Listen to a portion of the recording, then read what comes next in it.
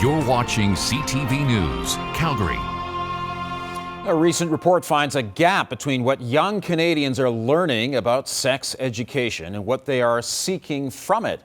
And it could have deadly consequences. The organization LetsStopAIDS finds young Canadians are reverting to risky behavior in the bedroom. Joining me is Shamin Mohamed Jr. He is the founder and president of LetsStopAIDS. Thank you very much for speaking with us today. Thank you so much for inviting me here today. You know, we've been talking about AIDS now and HIV for decades. Does it still frustrate you that we still have to remind people of its existence? So I started LetsStopAIDS when I was 15, and it's 19 years since I founded it, and there's still so much more awareness that's needed to be discussed about HIV and AIDS, especially in our country.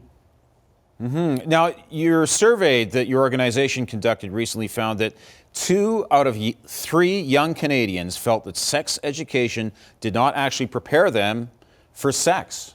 That must disturb you. Absolutely, and this is our second edition of the Sex Lives Report, focusing on the impact of sex ed on the sexual behaviors of young Canadians, and it really delved into young people's relationships with their sexuality, engaged our knowledge on HIV and STI prevention. It really was loud and clear to us that the conventional methods of addressing sexuality are obsolete. More in today's age, we realize there's a lot of value on equality, diversity, respect. There was a lot of really shocking moments in this report that of what's missing in Canada's sex ed. Speaking of which, also from the survey, 1 in 4 Canadians who got an STI did not seek treatment for it. Yeah, and this is extremely concerning because 80%, on top of that, 80% of young Canadians do not engage in regular STI and HIV testing. And as you said, 1 in 4 young Canadians who do get tested don't actually seek out treatment. We strongly believe that this is due to a lack of access, a lack of knowledge. If we don't create a comprehensive sexual journey and opportunity for young people, it creates a culture of fear and lack of access of service to discuss these topics openly. And it has to come on both levels. It has to come from our federal and provincial government, but also on a community level from our schools, from our community organizations, and the individuals around us. Meantime, there is a movement amongst many parents to suppress the discussion of sexuality, sexual identity, even banning books and that sort of thing in schools for primary age kids. I wonder, what do you think will be the end result of that? We've seen this happen in other parts of the world, and we've seen that when you restrict information, it actually leads to further misinformation that isn't backed by reliable sources. 6 in 10 young Canadians cite that their primary source for sexual health information is the internet. And if it wasn't the internet, it was their friends. It's extremely critical for us as an organization to ensure that there's reliable, trusting information, such as in our curriculums, in our school system, so that people feel comfortable to talk about these topics.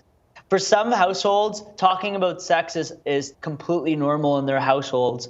But for some, this is still a very taboo topic. And to have a space where young people are going to have sex at some point in their sexual journey, it's really important that they're empowered and have this reliable, trusting information so they can make an informed decision. And if something goes in a way where they have a potential exposure to an STI or HIV, they know what steps to take and how to take action. Now, there is a goal to eradicate HIV and AIDS by the year 2030. Is that still achievable? And if it is achievable, will you be happy to be out of a job? So the dream is that we could have a big celebration to say that we've done it. The thing is that with COVID, it's taught us that there's a lack of access, and there's a lot of work that has to be done to beat stigma in terms of talking about HIV. Just for example, in terms of lack of knowledge, less than 5% of respondents from this survey said they knew anything about PrEP, which is a pill that you can take every day to lower your chances of getting HIV to zero. They also didn't know much about other preventative methods that are available or testing methods that are available.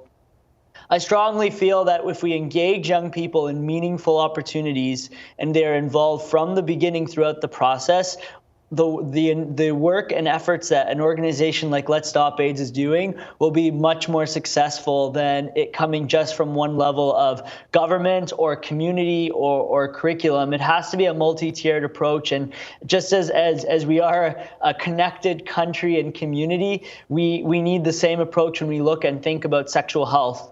All right, well, thanks very much for speaking with us. Thank you. All right, take care. And for more information, you can go online to LetsStopAIDS.org. They're also on Facebook, X, Instagram, and YouTube.